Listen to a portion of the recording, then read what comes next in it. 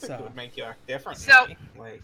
So now I know, like I didn't know as of 2 minutes ago, where you guys were going to end up. But how do you feel about ending up in the Great Forest? And I like this. And meeting your druid there. What druid? Oh, he's our druid. Can I take him? Do we have a druid now? Whether or not he's a moss bear, when you meet him, I'm going to leave up to the druid himself. Fair enough. So, what I think I want to do today is we'll start off. We'll have Frank introduce the normal cast, but not Mathin. Oh, okay. Bears aren't normal. Wow. Did you just assume our normality? I just did. Shut up. She's really loud. Hold on a second. Hold on. I'll turn her down. Oh, that was mean. There we go. Was I too loud? Yeah. Okay. And then I'm going to do a little bit of narration to kind of skim through the Quinn's betrayal or Quinn's puppet mastery. And then just kind of spring it on you guys. But notice that I'm not springing it on you as players. I'm trying to keep Elle from having a heart attack. So one thing I demand before I get into any of this is new tokens. Why aren't the tokens updated? Why are these tokens still squares? Because I fail. There are no maps for today anyway. But I would. Okay. We don't even have. No, I'm kidding. Okay. You gotta give the lady time to get there. Jeez. My goodness. Excuse me. If I had not been out drinking for 8 hours yesterday, I could have had more prepared. Yeah, you know what? I only do that once a year. I woke up 30 minutes before the stream and still got Martkos on the overlay. So I don't want to hear it. And Yumi, don't you dare talk about the fact that your name has changed for the 17th time this month. I don't know what you're talking about. I have been YumiCCB since before we started this campaign. That's not true. Yeah, no, that is true. No, that's not true at all. Before our very first session, I was YumiCCB. No, I was new DM Yumi when you made the overlay. But before the first episode, I was YumiCCB. Oh my god, I swear to God, I'm just taking names off of there. People don't even know who we are anyways. Welcome to Dungeon World, ladies and gentlemen, where I have to put up with these assholes for a couple hours. And they put up with me. The biggest asshole of them all. So this is a cooperative, I would say cooperative narrative role-playing game where the system is very light, very simple. Everything is based on 2d6. Rolls of 6 or less are failure. 7 through 9 is success with the price, and 10 plus is just a success. And things go from there. There's not many complicated actions, anything like that. Everything is kind of settled down to like all fighting is considered hack and slash. It's how you narrate it that matters, not so much the rolls or the mechanics of the system. And a lot of the game world is built as you encounter it. Dungeon World suggests that for your first session, you throw the players in the middle of a conflict, be it a battle or anything, or maybe some political conflict or something like that, and then through the narration of both the players and the DM, build the world from there. That means that we all have the power to introduce new elements to the world. We can all spout lore about things we encounter, especially if we roll well, we can spout lore about them.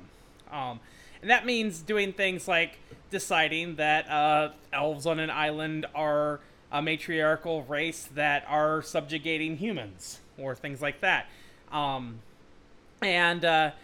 So you can't. You do it in fair ways, but there's not a lot of power gaming. Like you don't narrate your way into being like the ultimate badass without actually changing the world around you in such a way that other people get to be ultimate badasses too.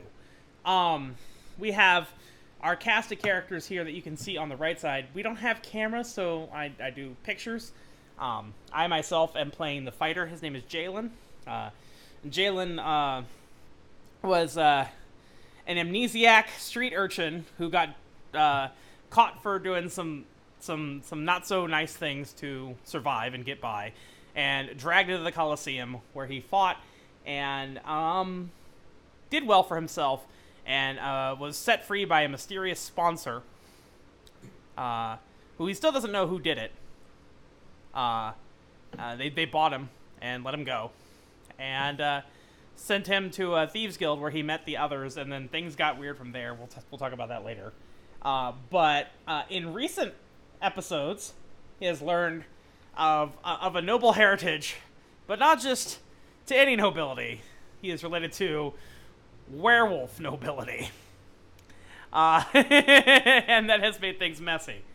Elle is our thief, played by Elle as well, and she is definitely everything. She is the archetypal thief. She is everything you'd expect from the rogue. She is good with potions. She is good with traps.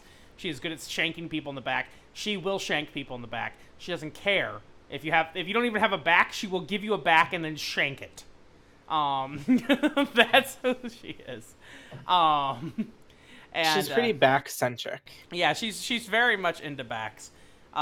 She will wheel and deal, and I think even though she talks a lot about being in it for herself, well, shouldn't talk about being in it for herself, but that's kind of the impression she gives. I think she actually really likes her little group of people here.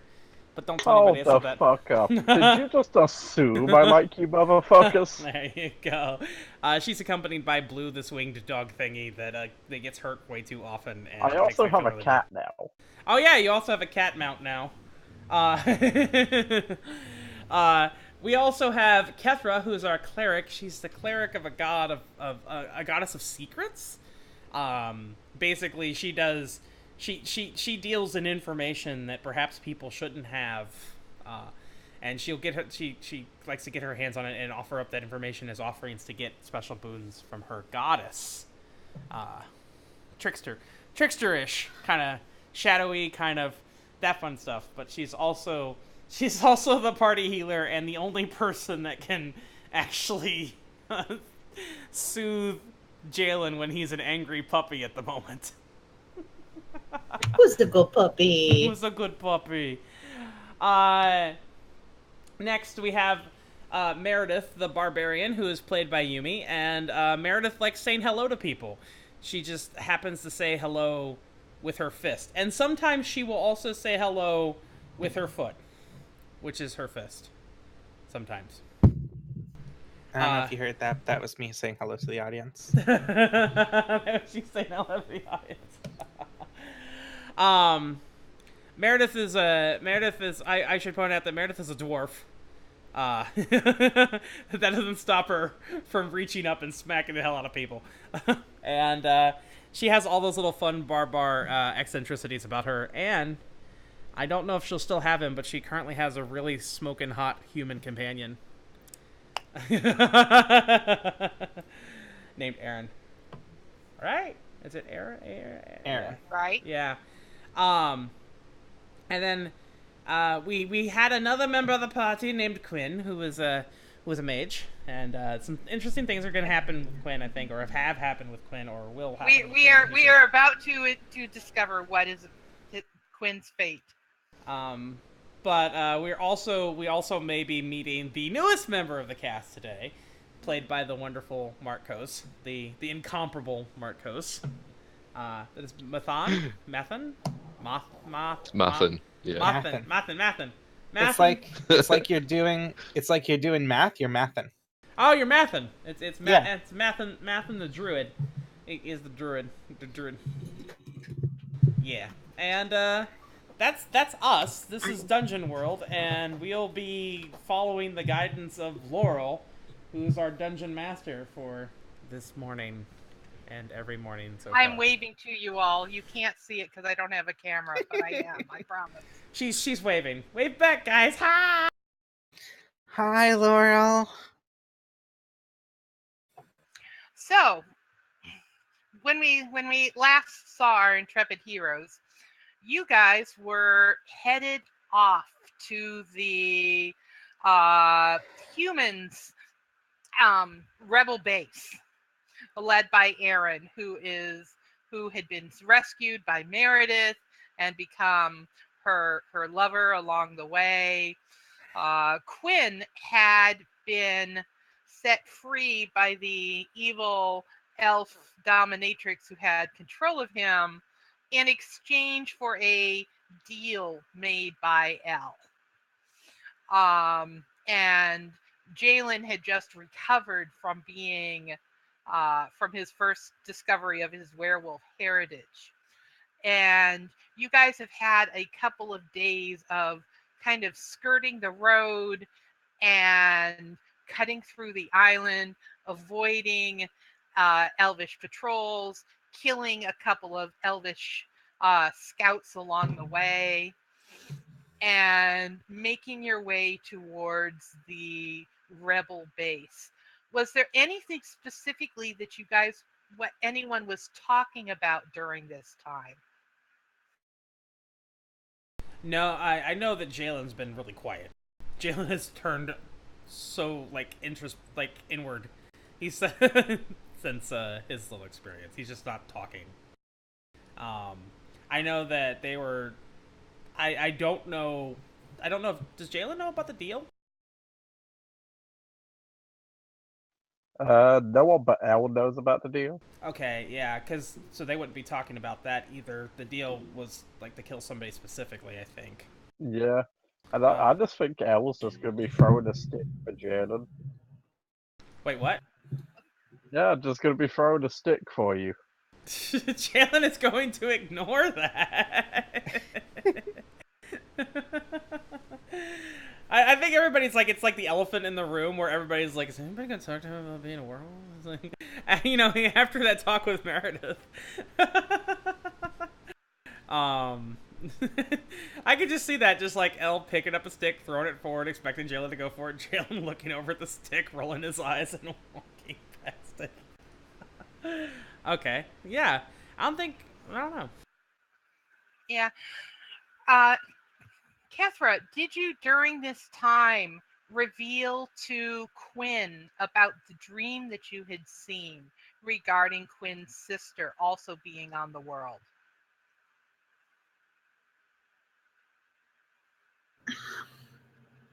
I did. Okay. And Quinn seemed amazed by the news, but also being very quiet. Hasn't talked much about, well, Quinn's kind of quiet in general, but quiet about his experiences of being in the hands of the elves. But one of the things that Quinn has done along the way has been eating a lot of the blue fruit hanging from kind of these vines that have bright blue pear-shaped fruits and bright, brilliant blue flowers. And if anyone besides Elle tries to eat the fruit, it just makes you sick. And sick, I mean in not a good way where it goes right straight through you. But Quinn has been eating them all along the trip and says that they actually make her feel good, or make him feel good. And he's been acting more athletic, more while very quiet, certainly less shy, almost a bit bold as the closer and closer as you guys have gotten towards the resistance that's hiding in the ruins.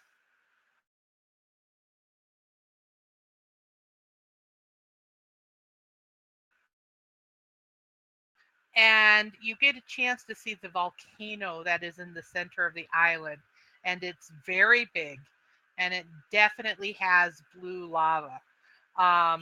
Elle, it's mesmerizing. You can just feel the power, the sheer force of that place. resonating through you. Yeah, I don't like that. I'm just gonna stay the fuck away from that place. Absolutely. So do you tell Aaron to try and get you guys as far away from that, but get to the Yeah, rebel base as possible? Okay, I don't trust anything that's got blue lava. gotcha. So, like, at like the fourth of the pear-shaped fruits that Quinn grabs, Jaylin just grabs it out of Quinn's hands. Quinn gives you a very angry look and goes, "Why did you do that?" I don't trust these. What do you mean? I don't trust them. It's a piece of fruit. If it's a piece of fruit, you won't mind giving it up. And Quinn hisses at you and goes, "Fine. Take their side like always." Jaylin raises a brow, but tosses the fruit aside. And Quinn kind of folds his arms and is sulky for the rest of the day. You guys enter a forest of mushrooms.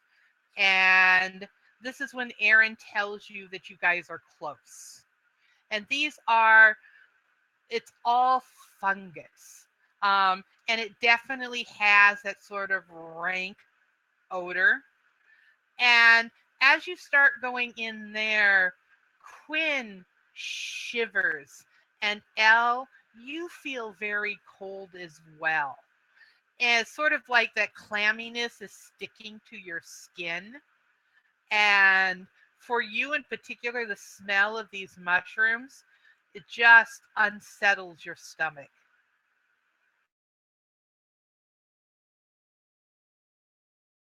Does it unsettle my cat though? The cat hates it. The cat doesn't. The cat has to be nudged and encouraged in. Blue seems fine.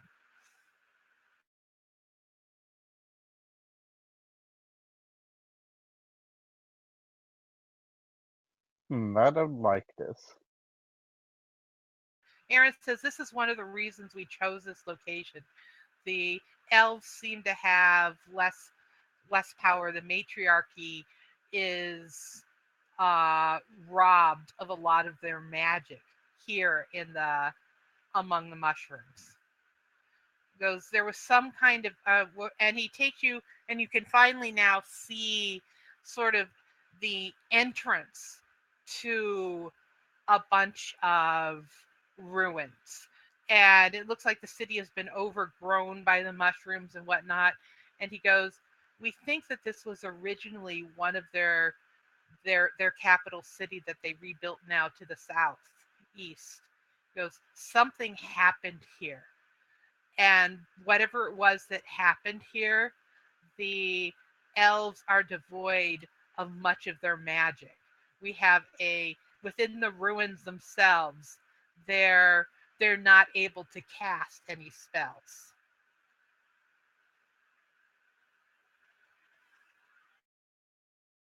Well, that's rather convenient. Yeah. Kethra. Yes. Make a discern realities roll for me.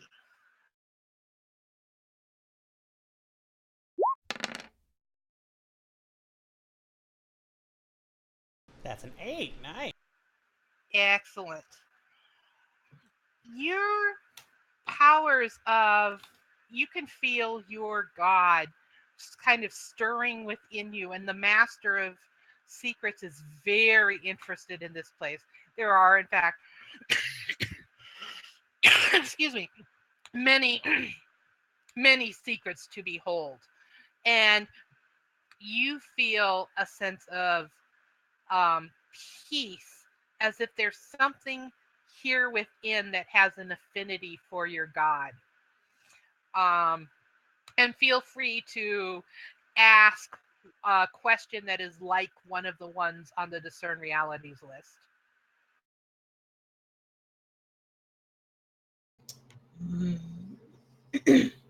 I would like to know what here is useful or valuable to me. definitely the getting underground and looking for whatever it is that has that affinity to your god. You can probably learn a great deal of secrets to use against the matriarchy if you can reach it. And just as you are having those thoughts, you feel something suddenly snap, for it's like the door is being shut in your face between you and your deity. And you feel, everybody feels this, but you feel it in particular, a rumbling. For you, it feels like it's mentally within your head, and you have an image of the blue lava just and the volcano itself exploding. No one else doesn't see the volcano explode, but you definitely feel the ground around you rumble. And everyone make a defy danger roll for me. Based on what's that? Which this would be Dex? a dex roll. All right. Woo! Look at them dice fly. That's getting some good rolls here. Got a 10 from Jaylin, a 9 from Merideth, an 8 from Dio, who's Kethra, and Elle gets a 9. You all have no trouble staying to your feet. You all bear witness to what happens next, which is Quinn falls. And Aaron moves and helps Quinn up and takes Quinn by the hand. And Quinn looks at Aaron with an expression you have never seen on Quinn's face. And Quinn's dagger is in his hand, and you see Quinn shove it straight into Aaron's heart. No!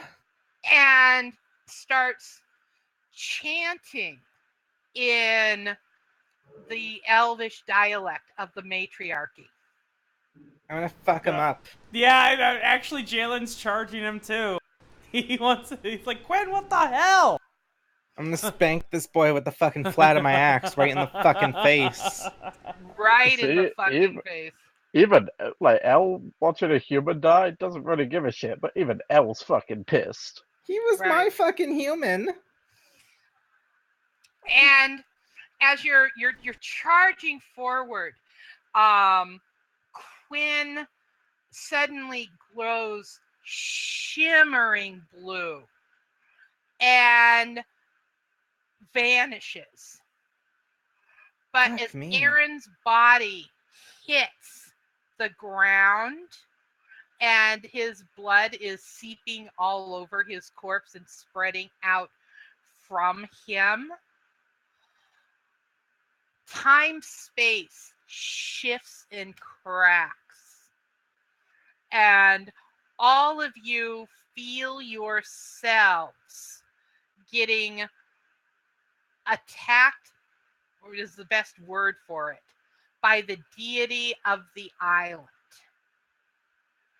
And he throws you, takes all of your force, and propels you straight onto the corpse, straight into the vortex that was just opened up.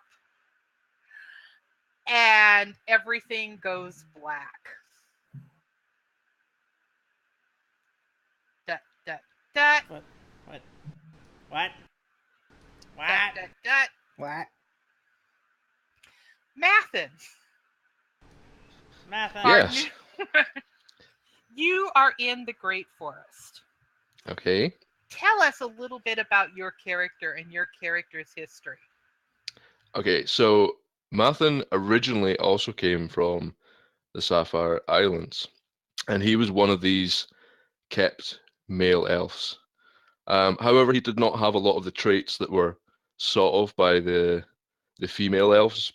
He didn't have the blue eyes, all those kind of things. So he was kind of like the bitch, he was given the menial tasks to do, he was kicked when they needed to let out their frustrations and stuff. So he hated the place, and he did not like being there. So one day he had come across a spirit, which had belonged to the Great Forests, but had somehow managed to find its way onto the Sapphire Islands and could not get back. And Hit offered him a deal that it would give him some of its power if Mathin took it back to the Great Forests. So he gladly accepted this, and he was able to take on the form of a bird and fly back over to the Great Forests. Now, this is many years ago. He's a fairly old elf. And for all of this time, it has only ever been him and the spirits now. So he's not used to being around people. He's not really socially adept. So he just spends his life now wandering through the forests, taking care of any threats to them, and spending time with the spirits. Oh, he sounds Wonderful. fun. So you are resting underneath a tree after a recent hunt, and you feel a disturbance and see a blue glow with red streaks in it, not far away within the forest. This particular color of blue you have not beheld since you left the forest.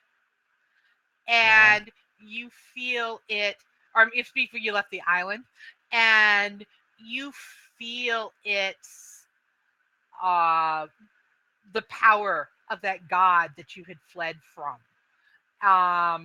But it shimmers, it blasts, it invades your forest, and then it starts to withdraw.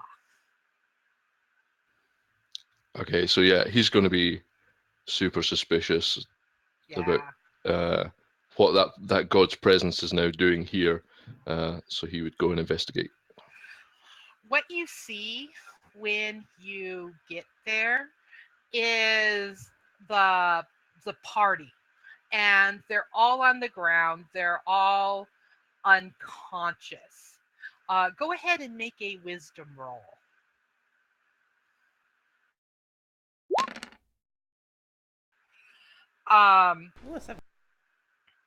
You sense that there's a connection between them and the island, but it's not one of birth.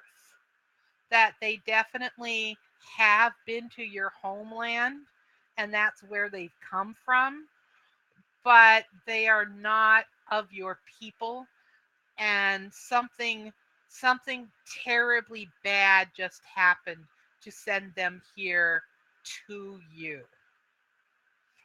Party, you start waking up. The last time you woke up feeling this bad, you were on the ship. The good news is you're not tied up. The cat mount is not with you. Motherfuckers! They stole your cat! That's it, I'm gonna tame a bear. Blue, however, is, and Blue is just whimpering. Blue is looking a little pale. Like, literally, he's been leached of some of his color, so he's a lighter blue than he used to be. Jaylin hears the whimpering and is actually, is that me? No, that's not me. Okay. Alright. So, I have a question, Laurel. Yes. Am I still alive? Yes, you are. Okay. So, we're on the same world. Yeah. You guys wake up to, you're still in a forest, but this is very different than the rainforest that you were in on the island. all the smells are different. Jaylin, what is the first thing that you notice that is unusual about this forest? Well, considering I'm face first on the ground, the dirt. What about the dirt? Let's see. What about the dirt? What about the dirt is unusual? Man, I'm so bad at this.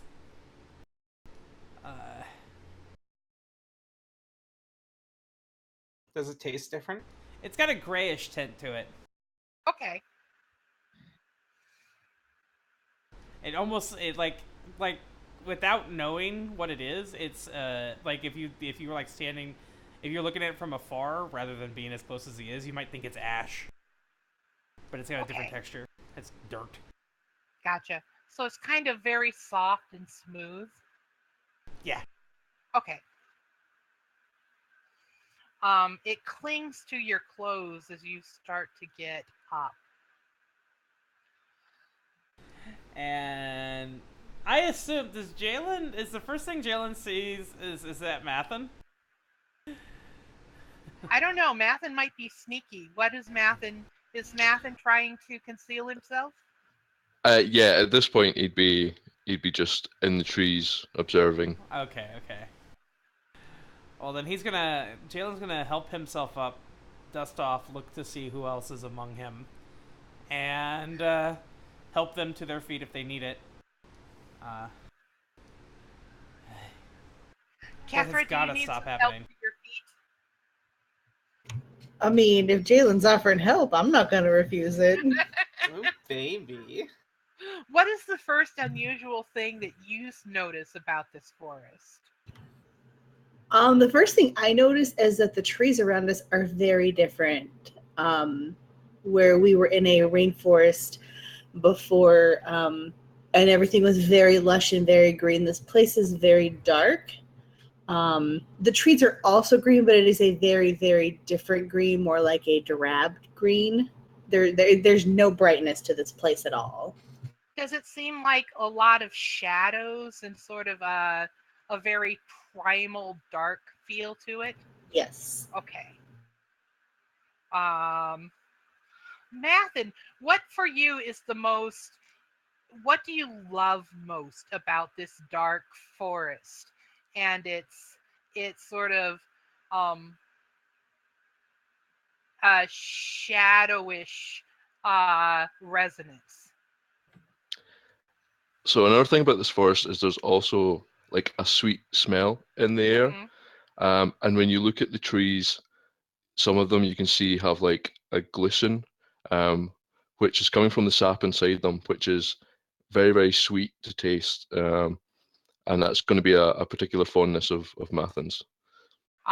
So Mathin likes to lick the trees? Mathin Yes. likes to suck the sap. Suck the sap. He likes to put his mouth around a branch and just suck on it for a little bit. Maybe he's got a tap. You never know. He might have a tap. He might just tap it and put it in like a mug.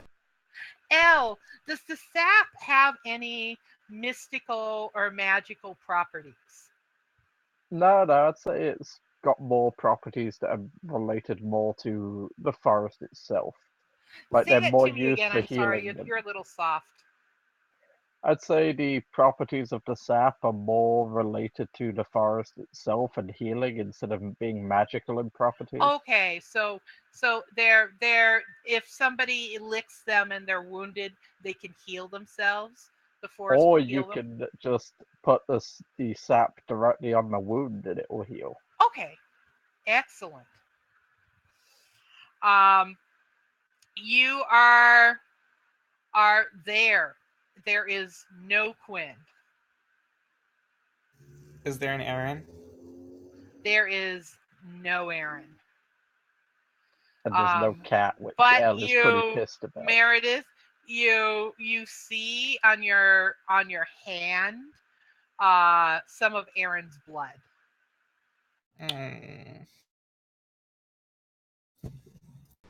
It was some kind of ritual sacrifice to get us away from that place. I think that's what Jaylin's trying to puzzle out right now as he's pacing back and forth.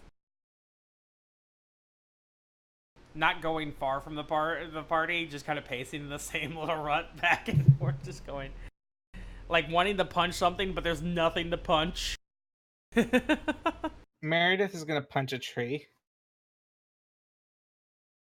And while that's going on, can I make some sort of roll to see if I can notice anything out of the ordinary?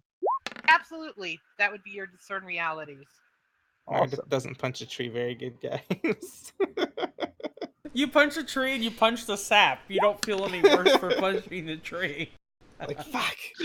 Meredith is now Okay. all sticky.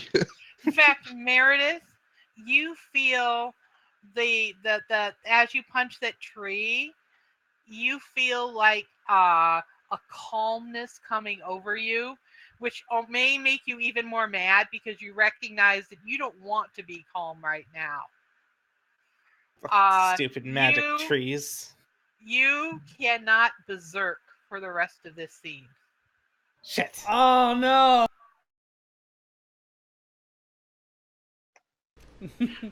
So, Elle, That's a 10. That's a nice 10. you see a pair of eyes in the tree. Mathin, describe what your eyes look like.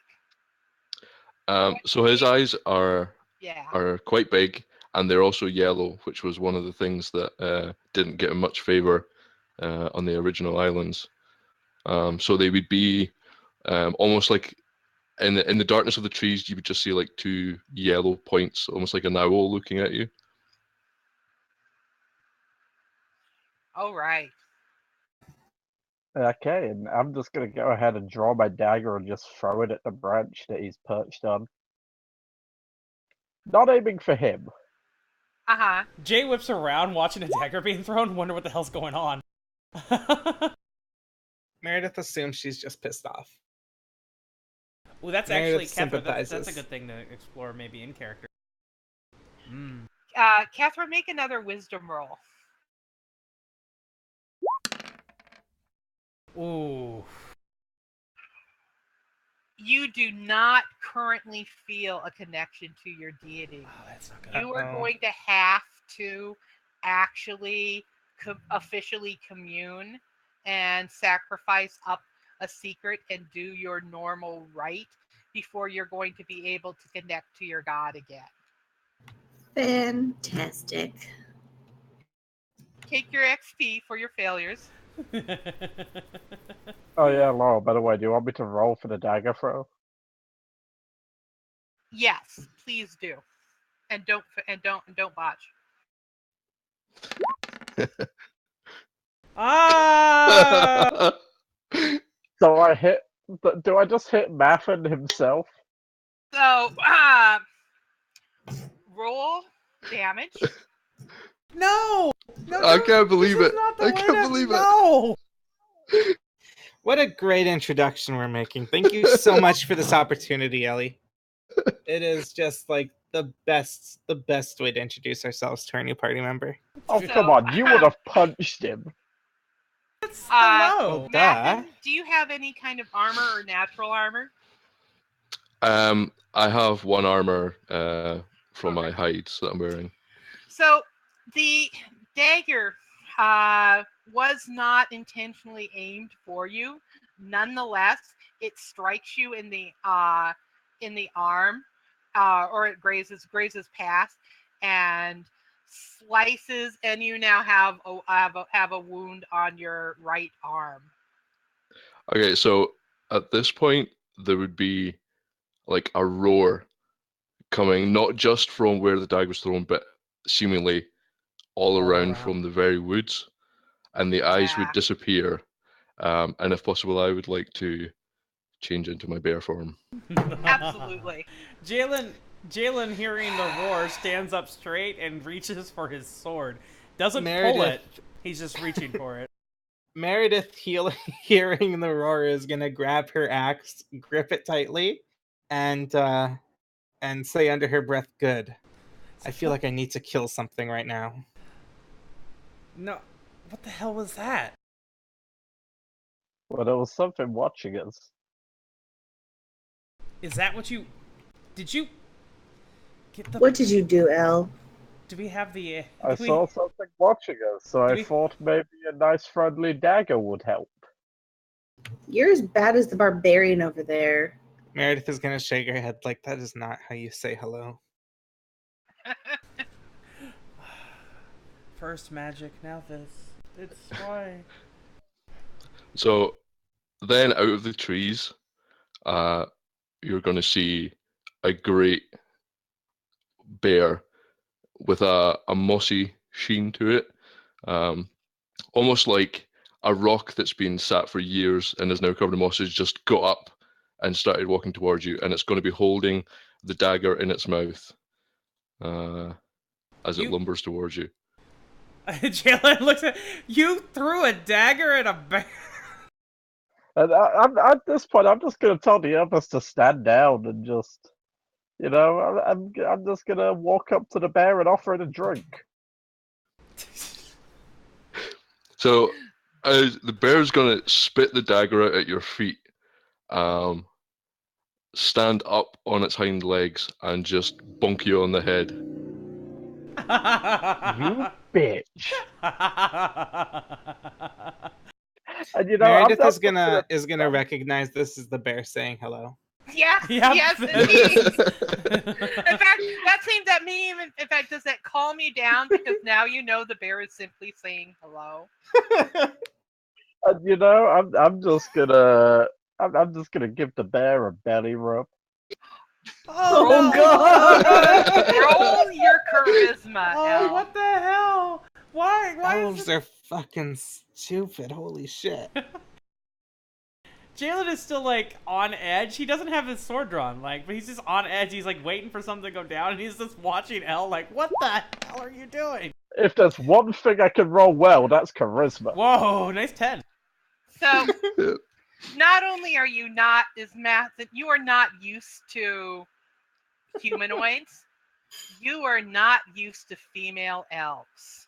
Or belly rubs. Or belly rubs. You grew up in this I think the belly rubs need to be focused on. culture where women had the rights over the males in everything. And the way that Elle is putting her hand on, not calling it necessarily sensual, but nonetheless, it pulls into that part of you that you had all but forgotten, where women were capable of basically controlling your life and having their way. And for the first time, it actually feels kind of good. What are you going to do? So I think that the flood of memories from past lives and this totally new experience would knock him out of the bear form, and he would stumble back, just falling on his butt. And before you would just see this very shaggy, long-haired kind of mess. Resilient souls, I salute you! He's got like vines and leaves kind of winding round him, which at first looks like he's just been dragged through a hedge backwards, but on close inspection, they actually appear to be growing from him.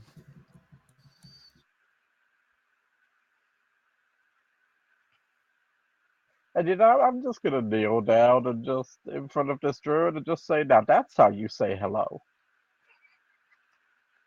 Well, that was different. All right.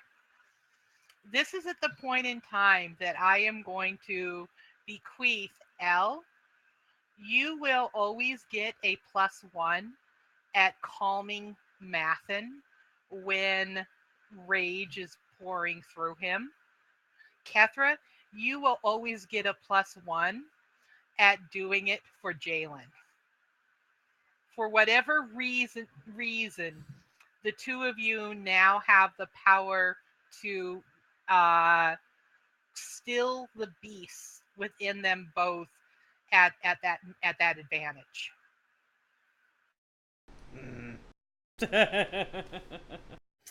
Belly rub will not work. However, attempting to belly rub Meredith is an actual -1. Yes, no, do not Do not belly rub the barbar. I was gonna say, does Meredith get a +1 to calming down Aaron? Oh wait! Oh wait. You know, I'd like that +1 on calming my cat down as well. Laurel didn't mic up there, but I heard her Oh. say something. Yeah. Aaron probably would have had that power, but now no. Fucking stupid ass elves. Meredith very much does not like elves anymore. I can't wait until the episode of Dungeon World where we go into hell and go steal souls back.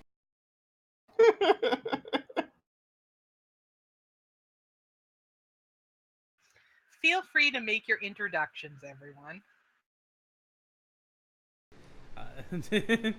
Jaylin isn't gonna talk to. No, he's just standing there. It's like.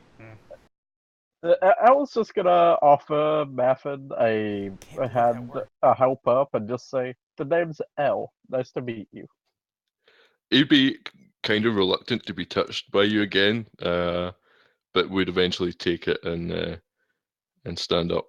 And he would just gonna look around everyone, taking a especially long look at Jaylin, and sort of squinting at him a little bit, and then saying that I am Mathin.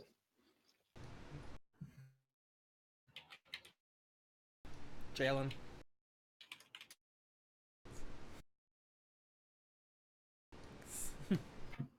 I take notice of the way you're looking at Jaylin and kind of put myself between the two of you and just say, I'm Kethra. And I like, it's kind of short. Like, bitch, don't look at him. Bitch, he is my man. Get ya I'm out. just a little protective, that's all. I've seen some shit. She's a jealous girlfriend. It's okay. Oh, God. What the hell? Jaylin, do you realize what Kethra's doing of her protectiveness towards you? Can I roll wisdom? Yes. I know this doesn't require a roll, but I kind of like the idea that Jaylin might be oblivious. Because his wisdom is 9. He has no fucking clue. Take your experience. Just, yeah. No. You not only do you not have a clue, but it's like, oh yeah, that's what she does. Yeah, the thing with Jaylin is he doesn't know why he's staring at the bear the way he's staring at the bear. Because he hasn't quite realized that it's like, oh hey, predator and predator standing in the same place together. Right. But he is. Yeah, that's totally what's going on here. It's not like Jaylin has a thing for bears or anything. Hold on. Can I ride Mathin into battle? Can we quote Elle, but only quote the part where she says, "Can I ride Mathin?" We are not currently making camp. So We're not talking about making camp. We're talking about riding bears. I think it's fair to assume that maybe Mathin senses that Jaylin is more than he seems. Yeah, Yes, a possible uneasy feeling from his spirits when my gaze cast over you.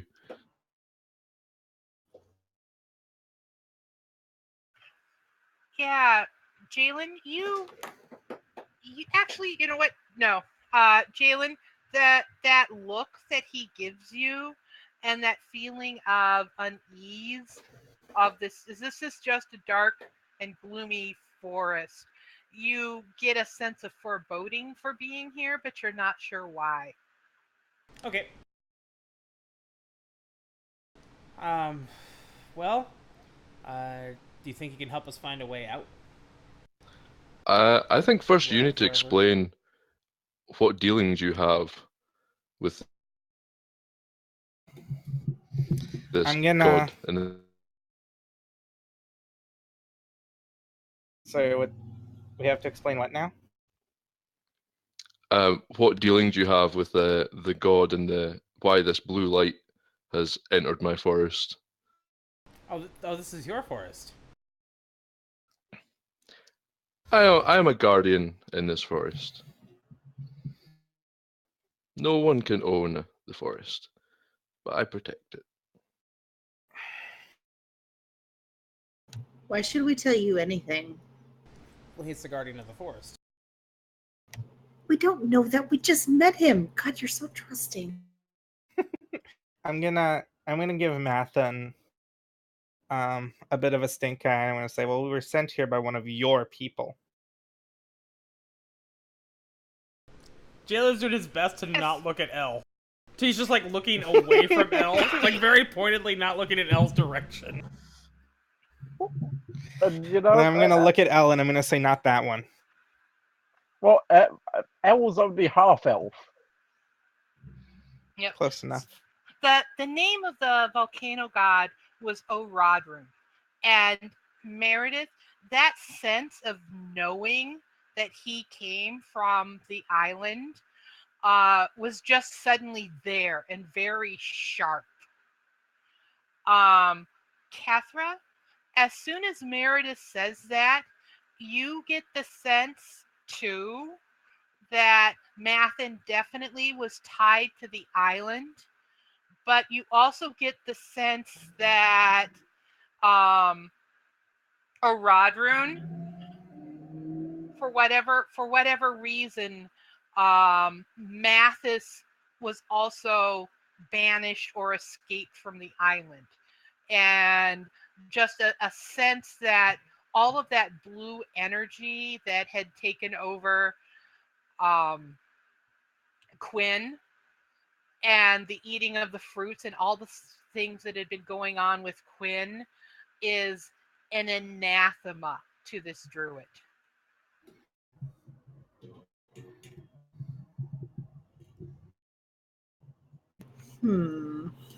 What was that really big word you used? Anathema. What's Isn't that that mean? an awesome word? What's that mean? Violently opposed. Almost Oh. fearful, violently opposed to something. Hatred or horrid.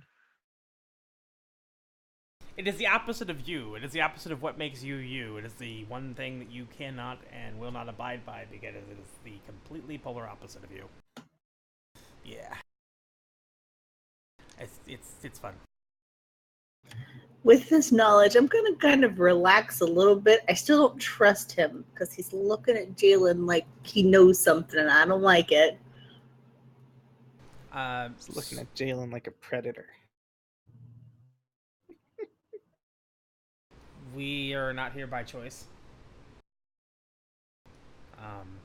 I don't know actually how we ended up here, other than some elven ritual magic doing what magic does and screwing everybody up. So what do you intend to do now then? That's a good question. I thought I wanted to leave, but apparently we had to answer your questions to do that. I will abide no one who means harm to this place to stay here. That's why I asked you.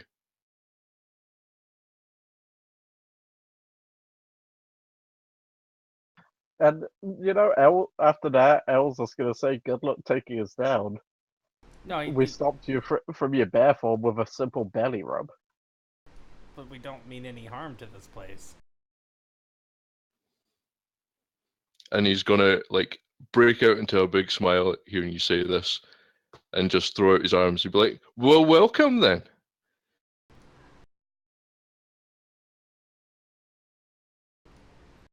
I feel like there was Anyone certain accepting the embrace. You know, I'm just going to give him a bonk on the head in return and just say, that was from before.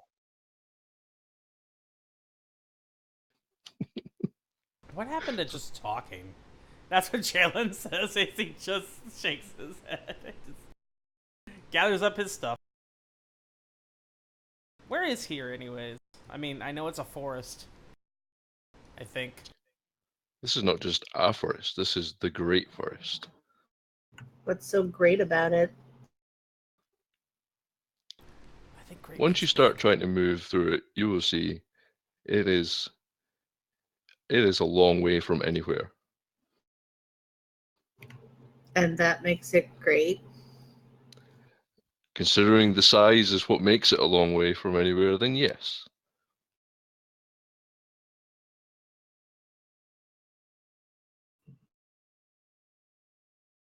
You need to work on your definition of great, my friend. And I'm just gonna smirk at him. It's good that Kethra's back to being herself. The moment goes like, yeah, that's salty Kethra. I remember salty Kethra. And, you know, I'm just going to look Mathin in the eye and just say, size doesn't always matter, my friend. Oh my! Just ask Merideth over there. Mm-hmm. So, as you're having this conversation and speaking of threats to the forest, No. the spirits begin to pull. Mathin begin to feel an alarm, and this is something that you recognize. There is a goblinoid race that has been trying to find their way into your forest. What goblinoid race is it? Is it kobolds? Is it goblins? Is it orcs? Pick one for me. It'll be orcs. Orcs. And have they? What is it in their forest that they have been after, and you have been fighting them off for? I'm going to say that they would be after the trees, cutting them down for use in buildings and fires and stuff, but also taking the sap and corrupting it for evil uses. You sense some of them have entered the forest for all of those purposes, and the spirits are now tugging you towards the west. Okay, so yeah, without really saying, he's just going to turn around and look in that direction, and just go barreling off into the trees. Was it something we said? It's like, wait, hold on! We don't know our way out! And you know, I think Elle's going to follow. Blue takes to the air and starts darting through the trees with Elle. Jaylin looks into Catherine's eyes and goes, guess we're running. What is it with these people always trying to help people we don't know? Ugh.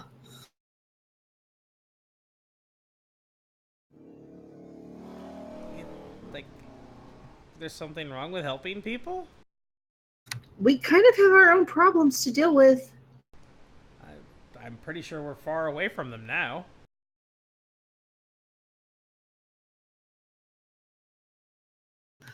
Fine. I'm just gonna turn and follow Elle and his stupid dog. Her stupid dog. Right? And then Jaylin nudges Kethra lightly and goes, lighten up. It's the Great Forest. God damn it.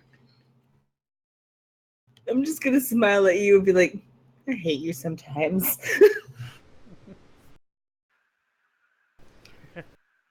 I don't know what Merideth is doing. Is Merideth following too? Yeah, Meredith's gonna go with.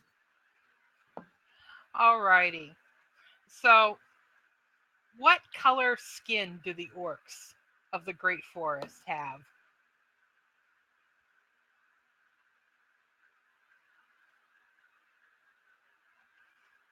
Are they the green orcs? Are they the kind of fleshy, human-colored orcs? Are they something else entirely? I'd say grey orcs. Gray orcs. That's what I was Like the thinking. color Gray, of like the the ash, ash. Yeah, the soil. That's what I was thinking. I was thinking they're the color of the soil. They have tusks and are Actually, I'll say, are they the big fat orcs? Are they human sized?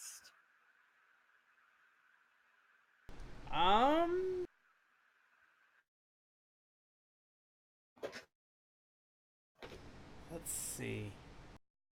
How do you feel about that, Martkos? You think they're more humanoid and they're just logging and? Yeah, I would say humanoid, but probably a little bit bigger than your average human size. So yeah, they'd be pretty gruff. And you hear the sound of the first axes hitting a tree. And to you, Mathin, you can hear the scream of the tree's dryad as she is trying to fight them off. And the orcs are literally pinning her and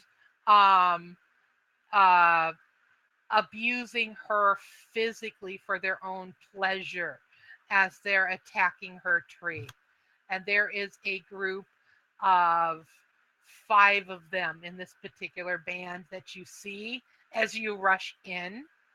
And this is you know that they are going to ritually violate the dryad as they're cutting down her tree in order to destroy her as a spirit. That they have, that they and their own dark orc god, that there's one of them is a priest. You have encountered doing this in this group of 5 before. It's one of the reasons that you have to patrol so vigorously. Okay. Yeah, as I'm running towards this group, then I'd like to take my bear form again. Roll Defy Danger. Uh-oh. Based on which stat? Based upon Dex, because there is a net dropping down above you in the trees, Mathis, or strength in order to rip through it.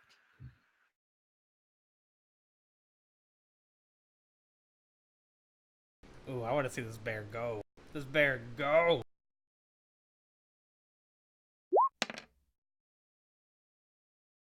Oh, wow. Nice. Fuck your net. The orcs are this is clearly a trap for Mathis. Elle, you recognize Mathin. that the second you see it. There are more orcs upon the trees, and they cast a net down. And are you the one that causes the net to miss? Are you going to take any action yourselves that helps explain how Mathis escapes this trap? Well, it looks like he's strength through it. That was strength, not dex. Oh, Yeah. okay. Yeah, I tore straight through it. And then I should take it back is that you see the elves that just dropped it as he's taking it down, and you have a perfect unblocked shot at one of them. Well, I'm just gonna go ahead and instead of taking a shot per se, Mathin's in bear form at this point, right? Yes, and he's headed towards a group of 5 that are 2 of them are cutting a tree, and 2 of them are pinning a dryad down, and another is doing a ritual upon the dryad. And there are 4 more that were up in a tree that just dropped the net, and you have a perfect shot or whatever on one of the 4. Well, as he's tearing through the net, I'm just gonna go ahead and use him as a kind of springboard and jump up into the trees with the others. Excellent.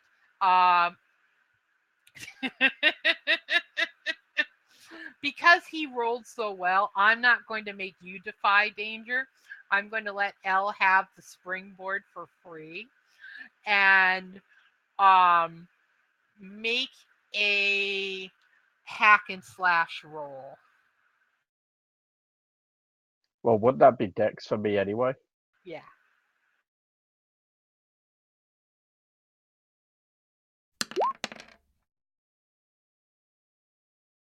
Nine. All right. You are right there saying hi in your own special Elle way with one of the 4 orcs that is up in the tree. And they say the way I say hi is weird. And this orc, I'm just gonna have him in kind of like my usual embrace, just with a dagger in his back and a dagger in his gut. Excellent. One of the others that is there has whipped out a dagger of his own and is going to attempt a thrust at you. However, at this point in time, the rest of the party, you guys can see Elle, and you can see the orcs that are up there. You can see the orcs that Mathis is charging in. Mathin.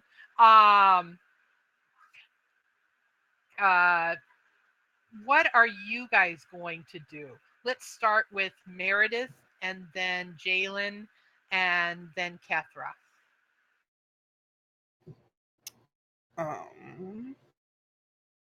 What's the closest thing to me that I can fucking smack around? It depends on. You could go try and bound up into the trees and smack around the orcs that are there. You can attempt to cut, like literally throw your huge axe and cut down one of the limbs and bring the orcs down to you. Or you can go charging into the group that Mathin is racing towards. They're all kind of equidistant. They're just different maneuvers. Okay, I'll jump up into the fucking tree and smack around those orcs. Excellent. Roll Defy Danger first, and that'll be Dex. Fuck yeah! And Nice. describe for me how you bound up into the tree. So, of course, no good jump starts from a standing position. So Meredith kind of takes her axe in her hands and sort of how can I describe this well? She sort of gets down almost like a charging bull and like just breaks into a full-on sprint before just leaping fucking however goddamn high that branch is. Well, we'll say it's about 12 feet up. Leaping 12 feet into the fucking air and just landing smack on the branch. And you are there. Take your hack and slash. Give yourself +1. All right, that's 14. What are these rolls? You know how you'd felt that calmness, that unwelcome calmness as the sap had been on your fingers? You are feeling the opposite now. You have the sweetness of the berserk. This forest is aiding its strength to you. And you feel a surge of battle knowledge that slaying these orcs it's not just a right thing to do, but is what you as a dwarf were created by the gods for. That the orcs are an anathema to your entire race. And so from now on, you will always get a +1 to kill an orc. Yeah. And roll your damage. Aww. That, however, is still enough to slide that great axe of yours straight through it and just cleave it in half. And the two halves drop. And as you do that, you feel a roar just pouring through you. Jaylin, Yep. as Merideth roars, as Merideth kills, you feel the beast within yourself responding, not so much in another berserk yourself, but in the rightness of killing orcs. That this particular race, there is nothing in them that is good. That they are corruptors of the land, that they are the defiler of men and spirits, and that they are in fact truly evil. Okay, so what I'm going to do is I'm rushing up on the ground, and I'm not going to go bounding into any of the trees or anything like that. But I am going to, as I run by, scoop up part of the net, since the net was shredded. Uh-huh. And the net usually has like weights to it, right? To Yes. kind of hold it and tangle it. So just scoop up that part of the net and kind of, as he's going by, and he's going to turn and then sling it at like the nearest orc on the ground. Perhaps one of the ones that are not the one doing the ritual, but one of the ones standing next to the ones penning down the dryad. Okay. And he's just gonna whip the net at that one, hoping that will be a distraction enough for him to draw the sword and his shield, and then take a cut after it. Did Jaylin have experiences using nets as a weapon in the in the Colosseum? I'm trying to think if he would. No, he's probably had one used against him. Okay. So go ahead and make a normal roll. Okay. And yeah, go ahead and roll hack and slash, even though this is... Yeah. Yeah. Hack and slash, that's a 9. Yeah. The net goes over him, and causes the orc that had been holding the dryad's arms to get entangled, and because of getting entangled, he actually lets go of her arms.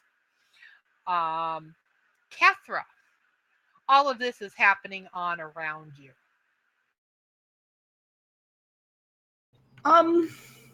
Yeah, I'm a little panicked because, again, cleric doesn't have much utility in a battle, so I'm still on the defensive all about protecting Jaylin right now, so I'm going to cast the spell Bless on him. And that way he will take +1 for any other battle that we do. And then I'm going to find a nice hiding place and I'm going to just start praying because, dear God in heaven, I need to reach my God because we need some help. Absolutely. We will get back to that. All right, Mathin, you have charged in, and just as you are reaching the group, a net settles over one of the orcs that is pinning the dryad, and you heard that roar behind you, and you get a sheer sense that not only are these people not enemies of the forest, but they are willing to help you defend it. And the surge that they truly are not your enemies, nor the enemies of your forest. Okay, good. Yep. What do you want to do? I would like to barrel straight at the orc that was casting the ritual. Absolutely. So do you want hack and slash for that? Please.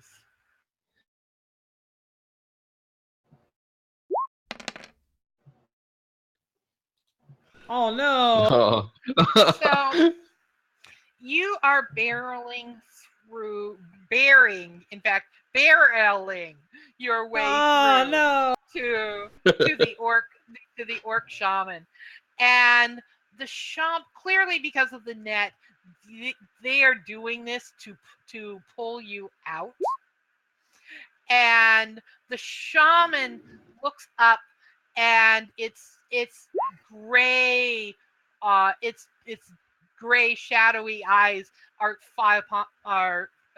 land upon you, and it's smiling, and it immediately takes out an orcish holy symbol in the a symbol of Grumush, the orc god, and brandishes it at you and chants, and roll 1d6.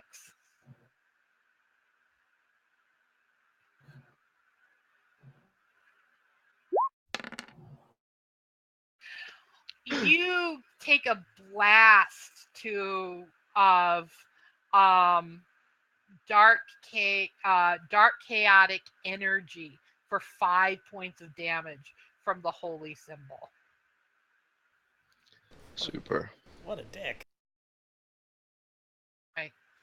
We're gonna go back to Kethra. I'm gonna pick you. All of a sudden, an evil god has been evoked. You are attempting to commune with your god. Roll wisdom for me and roll something higher than a 7. Guys, don't fail me now. Oh my god. Oh no! I told you that would have happened. No. So take your XP. Can we get Blue to roll for religion, please? No. Hold on. So, Kethra, you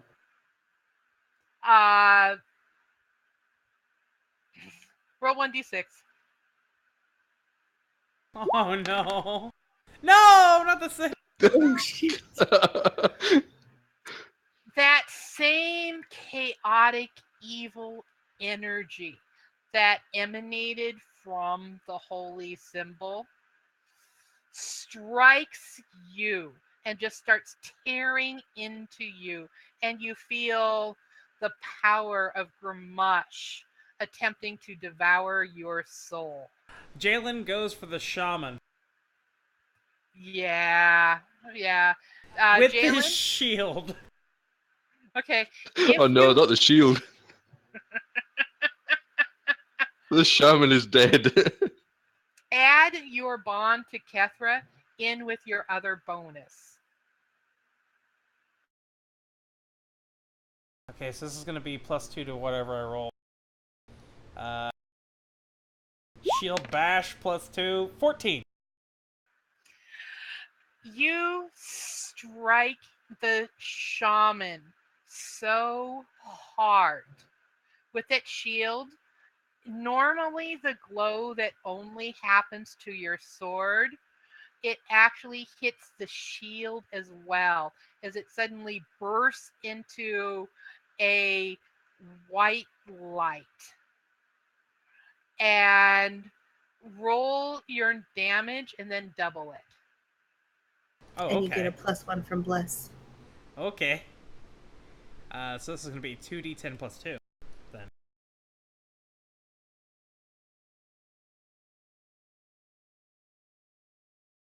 Plus 1d4 because he's merciless, or is it 1d6 for merciless? Let me check that really quick. Hold on.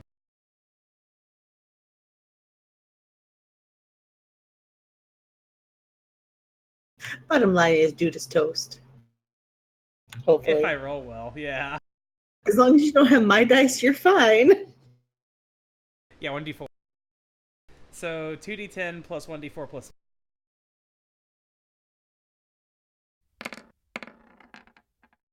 15. It literally turns him into a bloody mist.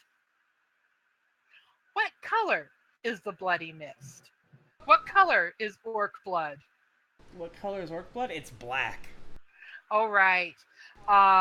They are servants of an evil god. They corrupt the land. It is black and tar and yeah. And that is what you turned the priest into.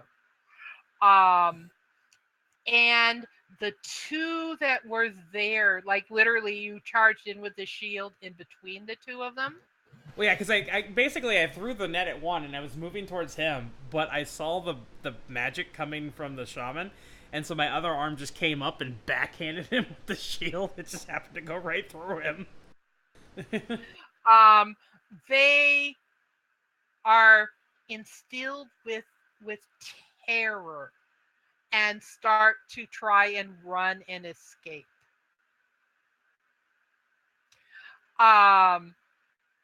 Elle, are you going to take care of the ones that are still there and in the woods? Or are you going to jump into the main fight? Merideth is up on the tree doing her swingy swing as well. Yeah, I'm gonna leave those two to Merideth and let her have her fun there. And I'm just gonna charge into the main fight and get the ones that are trying to escape. Excellent. Are you going to send Blue charging after them as well? Yes. All right. In this case, roll for Blue to do a dive bomb attack and knock one of them down. And that'll be death. So Blue doesn't get his own stats as a companion. It just adds to Elle's rolls whenever they work. Yeah. Yeah. I mean, the dive bomb can go in conjunction with can. my That would be actually one hack and slash roll action. can narrate all that. Well, I'm gonna get Blue to dive bomb the orc that's furthest away, while I and you're run gonna in take with the one that's closest. both. Yeah, while I run in with both my daggers and just take the closer orc. And I'm just gonna take my daggers, go for his neck, and just slice it clean off. All right, do that. Okay, so that's a +2 to my dex roll.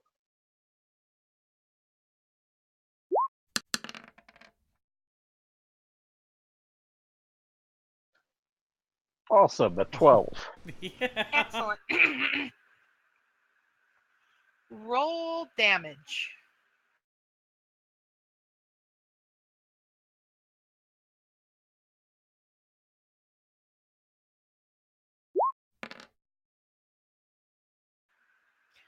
Both you and Blue hit your targets, and Blue savagely tears his apart. I will let you describe what you do to yours. Well, I'm just gonna take the dagger in my main hand and put it in front of the orc's neck while my offhand dagger's behind, and I'm just gonna have them both just cleanly sliced straight through. Excellent. Merideth, up in your tree, you have two orcs, one on each side of you, and they're both have pulled out short swords, and they're charging you at the same time. They want to say hello. That's good. That's how I like it. I'm gonna smack the bitches. I guess I can only smack one bitch, but I'll smack him. Can you cleave?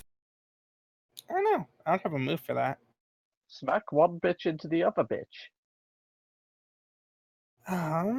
Let's see here. Upper hand. That's for last breath rolls, which don't even matter anymore. Yeah, she don't die. Yeah, no, I don't have anything to cleave, so I'll smack the one bitch.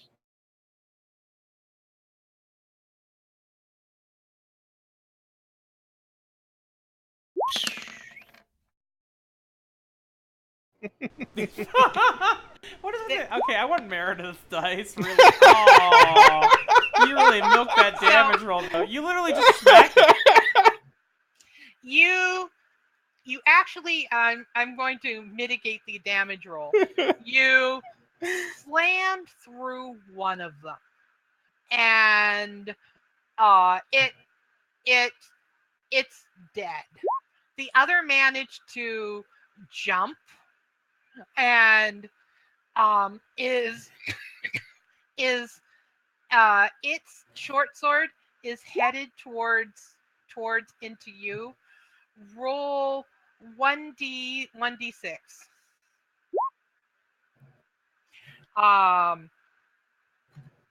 And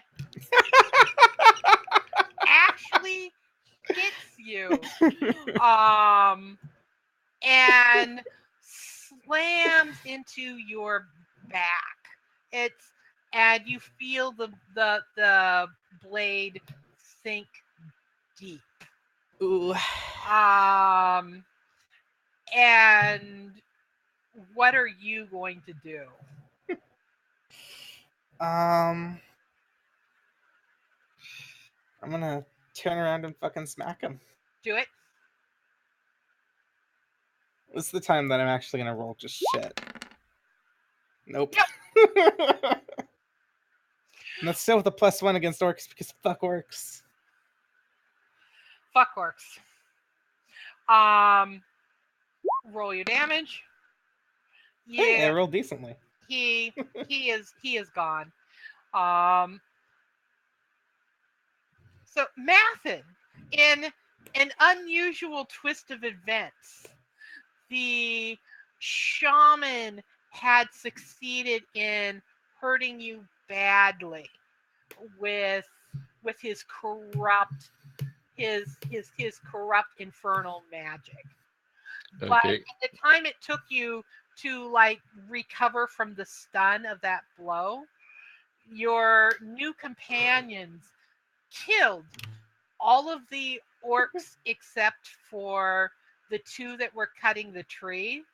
The two that were cutting the tree are now taking their blades and screaming an orcish battle cry and launching themselves at Jaylin. And the dryad is scrambling away to try and get back to her tree and heal it and therefore herself. All right. Yeah, I want to make a go at one of these remaining 2 orcs then. Do it.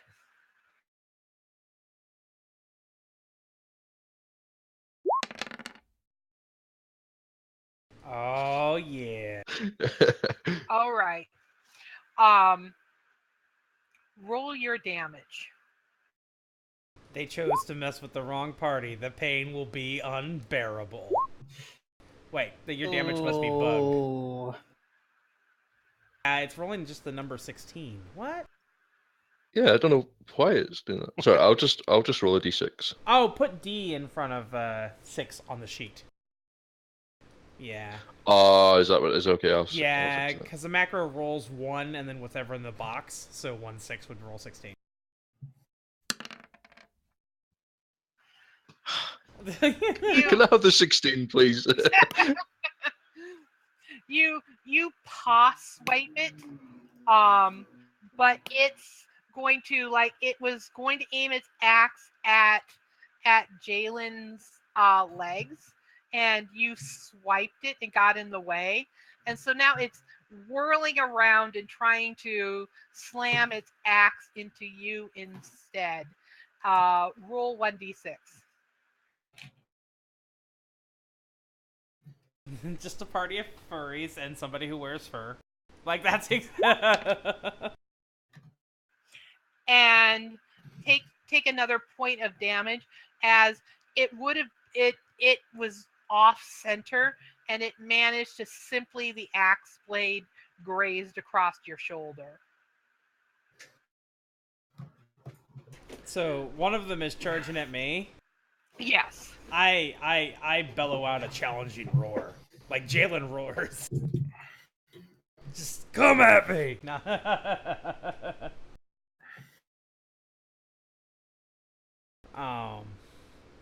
And then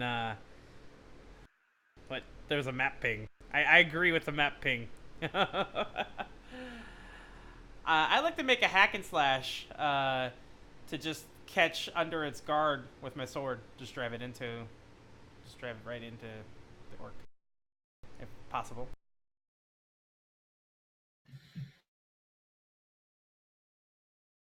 Yeah.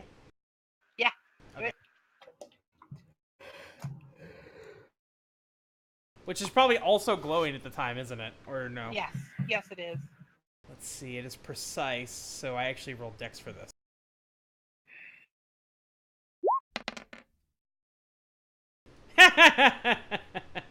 Oh wait, no, I have blessed. Because you are blessed. I am blessed, and that's a 7. One. Roll your damage. Let's see.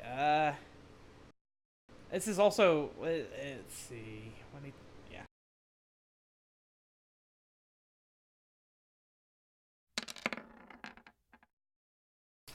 $13. Wait, plus 1, 14. You swirl around yourself, and you cut the heads off of both of the orcs that were remaining. Ooh. And their black blood gushes. It just, up from their bodies, and their bodies steady for a moment and then fall. The dryad reaches her tree, and the wound caused by the axe starts to heal once she's within it. And she calls out and she goes, "Mathin, bring the girl to me." So, I just want to, I know this is going to interrupt, and this is me just adding in narrative flavor, but, Go ahead. as the bodies are standing there, Jaylin turns away and sheathes the sword, and as the sword clicks into place, that's when they fall over. He totally does that. Absolutely. So awesome. All right. Kethra, you're able to get up to your feet. But that blast from a Grimush itself hurts worse than a physical wound. It's like it's trying to. You were already disconnected from Belle, and that hit in that vulnerable area. I would like you to make an intelligence roll.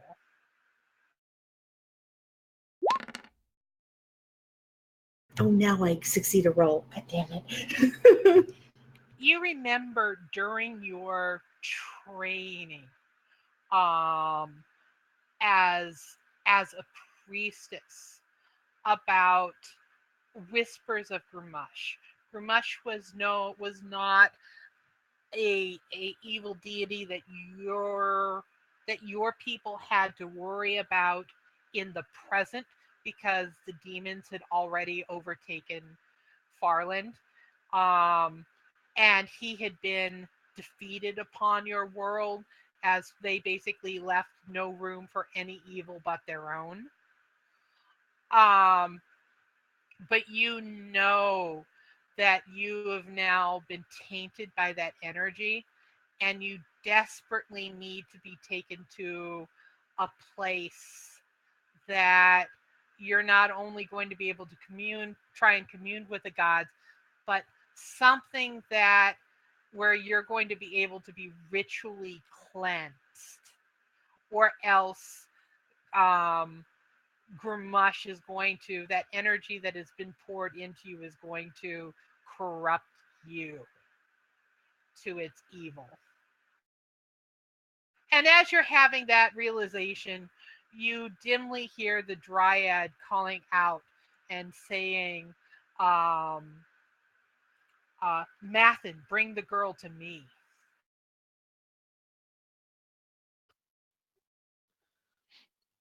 Okay, so still in bear form, I would walk over to Kethra and just move behind her, and just with my head push her forward, keep nudging her.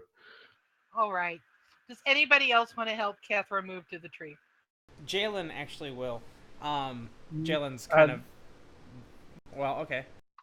Elle will also help Kethra from the other side. All right. Yeah. Jaylin's eyes are not human right now, but he seems to be all there. All right. Kethra, touching the tree helps a lot. And the dryad kind of reaches out and touches your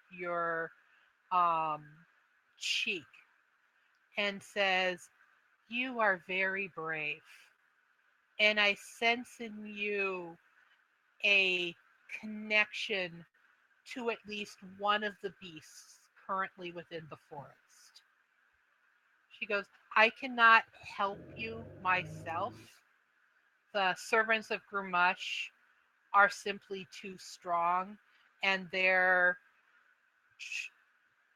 constantly attacking this forest. But there is a spring. There is a spring of Gaia, the mother of earth and wild, hidden within the forest. Mathin has never been there, but he is your best hope of getting you there. Within the next 3 days and nights. If you can reach the spring of Gaia within the true heart of the forest, then perhaps not only can the taint of Grumash be freed from you, but you will be able to uncover the secret of how to defeat its servants once and for all. I sense within you a great potential to uncover secrets. And the secret of how to get rid of them is something that me and the other spirits of the forest have been seeking for hundreds and hundreds of years.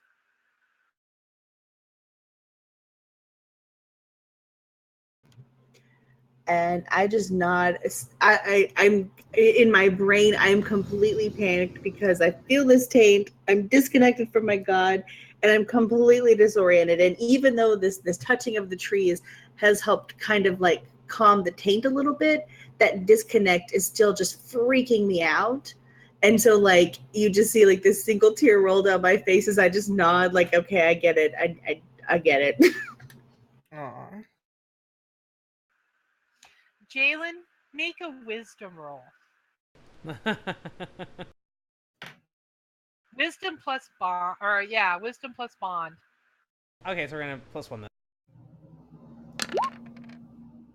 7. Barely. You can feel Kethra's disorientation and pain kind of tugging on you. He's gonna keep an arm around her, even if she doesn't need somebody to help her stand. He's gonna continue to help her. And everybody in the party was able to hear what the Dryad had to say to Kethra, because I imagine at this point you've kind of moved in. And the Dryad also offers from the cut that had been made by the blade, which was kind of darkish and like the weapon itself was poisoned against her. She's been able to push it up and cleanse it. And anybody who brushes the sap against their wound gets the effect of basically using a healing potion, and it will heal 8 points of damage. I was going to say, like, Mathin is went over to the tree that they were attempting to cut down and has just sat there on his big bare butt, like, looking at the cut on the tree, just sap all over his face. Quite happy looking almost, with one side sizzling from the magic and the other side cut. Yeah, definitely.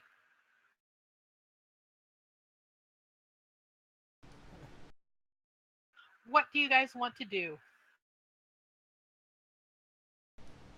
We need to find this spring. Yeah. Sooner better than later, I guess.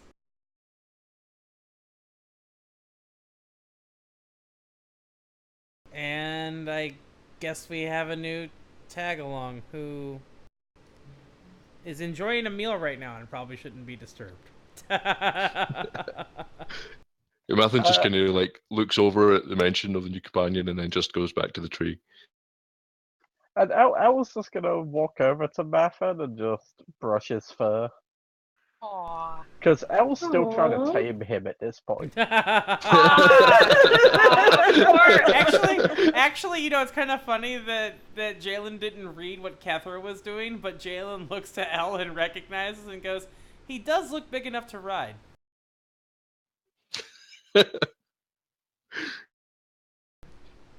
And at this point, Mathin quickly reverts back to the human form and is just like, nobody's riding me. Mathin, how do you normally deal with the orc bodies when you've killed a bunch of them?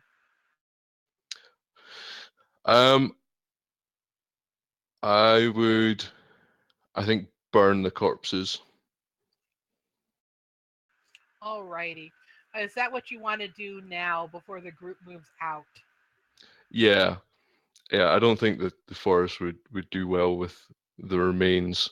It's not like they're going to feed the trees or anything, so yeah, I think getting rid of the bodies that way. And as they're all doing that, Jaylin also goes to check on Merideth. Merideth, you've had a chance to kill some people. What are you currently doing?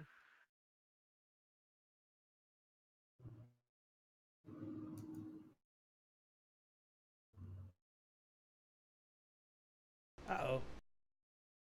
Did we Oh, lose Meredith died again. Meredith? Meredith's here. Okay, yeah. What's your Sorry. What am I up to? Yeah. I'm probably just kind of skulking in the background.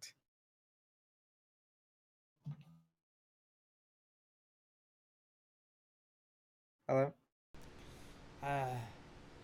Yeah, so Jaylin, well, I guess Jaylin approaches. I guess he gave Kethra a moment because I don't know if he'd be tracking Kethra.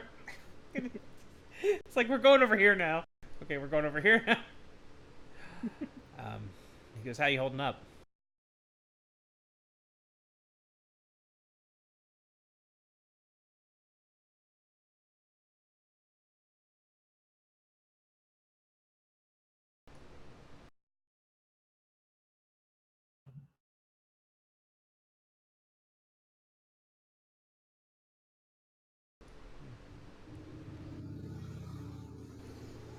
Meredith?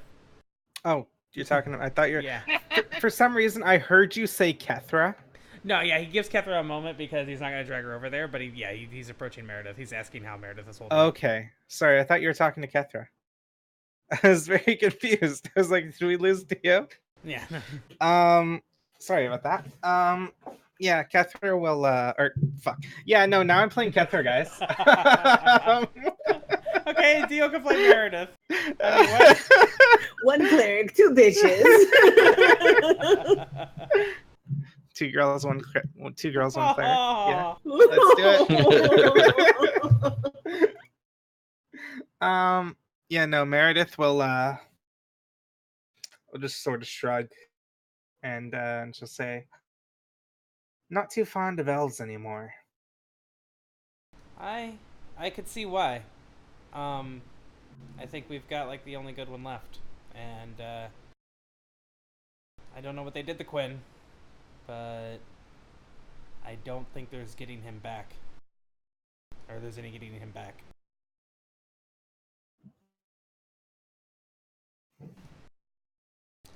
You need any patching up? Because we can fight. That sap is pretty potent, it seems. I'm good. Good. I need you to be good. I need you to be there because I think I almost lost myself again.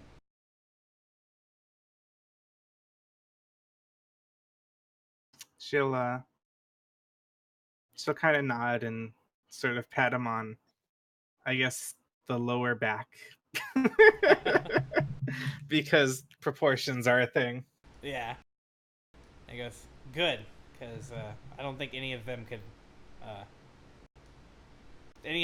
beat me down if I needed it. So I'm gonna need you. Well, we'll get you to the point where that's not necessary. And he's like, okay. And he goes back over to Kethra.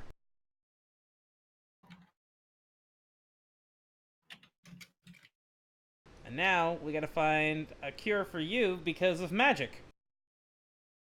Isn't magic wonderful? Not all magic is bad. And I'm just very withdrawn, like I'm not dealing with any of this.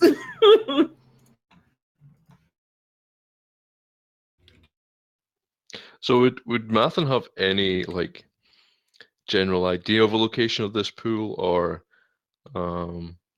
Yeah, it's within the center of the Great Forest, and it is a place where you yourself have not ventured in a very long time, because the creatures there in the heart of the forest are very powerful, very primal, and they tend to treat it as their own territory. And while you have been accepted as a guardian of this land, they are so unique into themselves that they tend to keep everything else away.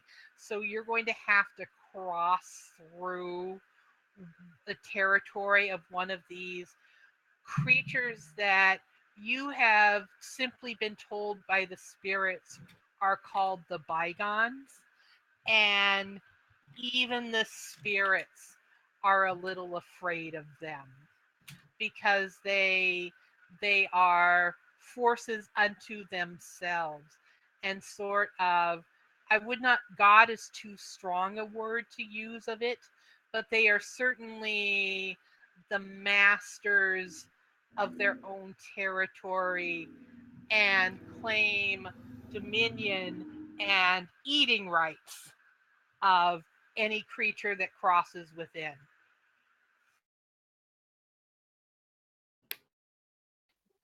okay, so Mathin would turn to the group and kind of looking a bit like down on himself, say thank you all for your help. I do not think I would have succeeded there by myself. It was a happy chance that you landed in this forest today. And I will gladly help you, looking at Kethra, get rid of whatever has been done to you. I've never been to this pool the Dryad spoke of, but I can find my way around this forest, and I know which way we need to head. And there's going to be just a sort of brief sort of panic on his face as he thinks about what territory that they're going to have to go into, but he's not going to say anything to the rest of the group at the moment.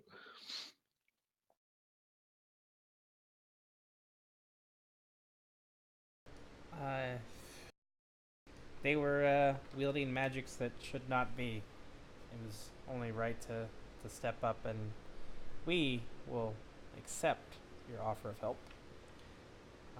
Jaylin is accepting for Kethra. yeah, because she's yeah. So again, Mathin's going to have that like complete sudden turn of personality. There's going to be the big smile, and he's just going to run over and like grab up Jaylin in a hug, Aww. Jaylin makes a not human sound, but it's also not an angry not human sound. More of a surprised not human sound. So hard. And you know, at this point, Elle's just happy that her blades got to taste blood again. And she's just gonna go jump in on the hug, just on top of the both of them. Aw. Do not bear pile on me! He goes, you turn into a bear. That's Dope. Yeah, Mathin's just gonna have a sly look, and he's like, "That's not the only thing I can do." Wait, what? Okay, sorry, people are talking about mic volume.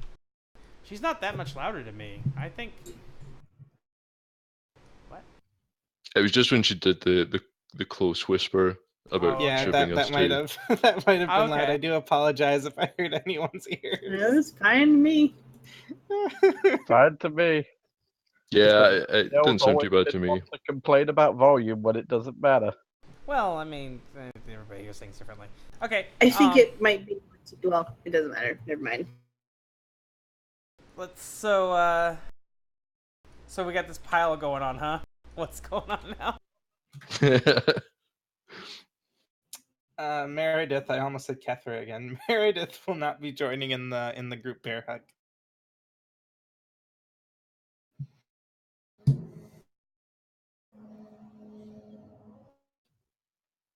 Can I collect some of the sap from the wounded tree? Yeah. What are you going to put it in? I was actually wondering if, because I think 2 seconds. Yeah, I gave myself some adventuring gear, so I wonder if I would have. Yes. With the there, adventuring gear, that- you can basically pick something and you just mark off one of the uses. So you can just describe what it is that you put it in. Okay, so I would have some little glass vials, or well, maybe not glass, maybe like a hollowed Gourds. out kind of nut Yeah. type thing, or yeah, something natural that I would use to collect herbs and stuff in the forest. Yes, he's also going to So put I'd some like of to the fill sap in a his couple of mouth. them. Because he really likes the sap. That's true, Act. Yeah. Yeah. You know, I'm gonna go ahead and do the same, but collect the sap. But I'm gonna do my own little experiments to see if I can turn it into a poison. No, not this sap. Then I I'm will just let gonna you know, keep but it. you'll be able to experiment with it. It's not going to be a poison ever. It's Ah, maybe an antidote, but not a poison. yeah, antidotes are useful too, especially when I'm botching rolls. Yep.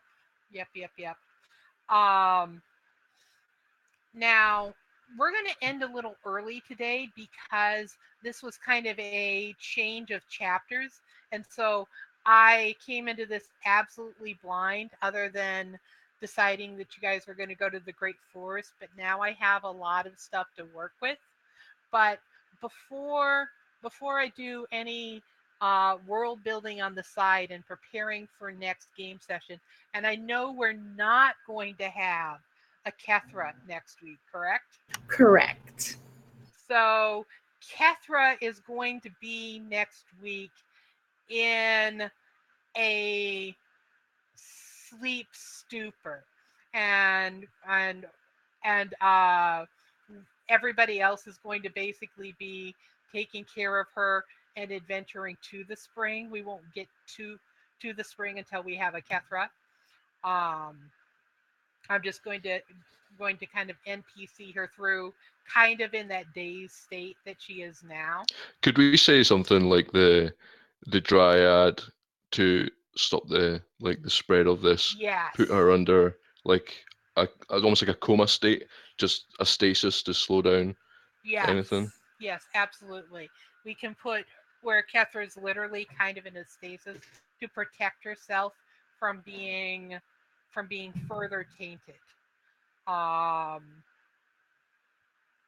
But before we go in and unload anything else, I want to go around in the circle and ask everybody to give me one thing that is true about the Great Forest that I can add to the building that I'm going to do for this chapter that's going to be set in it. And it can be true about the forest or true about the orcs. And Mathis, we are going to start with Math. I can't say it right. Mathin. Mathin. What? This Yeah. is, like this you're is doing literally math. his brain damage. Yeah, no. Like, actually, that's why the words. Yeah. It's That's- word. It's sad. Mathin, what is something that is true about the Great Forest or the orcs that we didn't know before now? So I think I would like to do it on the size of the forest, and that it would take a full 2 weeks of constant marching to get from one side of it to the other. Nice. Okay.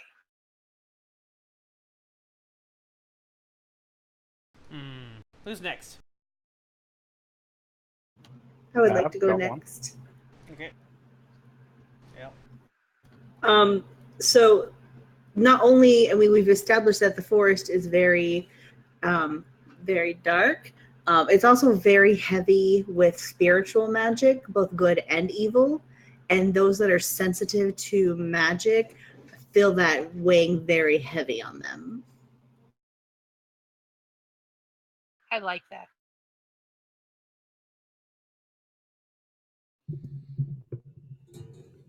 I've got one for the deeper inside of the forest. Towards the center where the spring is that we need to take Kethra, there's special trees that almost look like they have faces growing in their trunks, and that they are heavy with the spiritual magic of the forest.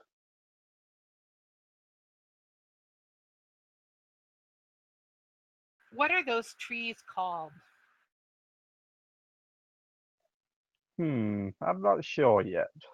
Maybe we should ask the person that lives in the forest. Are they called Deku trees? Deku trees? They're just gonna call them Deku trees? Let's do it. I would, that makes sense, yeah. Let's just call them Deku trees. They're just Deku trees. We'll just take them right from Legend of Zelda. Let's do it. Okay, Deca trees it is. I would like to say that though the forest is vast, it is also varied. The darkness of the forest is only in this region. That there's actually also a very bright region of the forest, as well. And in varied, in a sense, is it more like it's almost a patchwork, sort Yeah, of a chaotic spread of dark and light? Yeah, the forest itself is considered the cradle of life for this area, like, or at least the even maybe might be rumored to be cradle of life for the continent itself. And so each area of the forest represents, pieces of what the world itself has grown into being. I like that. I've got one for the orcs. Nice. Do it. This is this is an interesting one, I think. The orcs are actually asexual. Oh boy. They don't reproduce like people. Instead, what they do to make more orcs is by turning other things into orcs by making them ingest orc blood. Nice.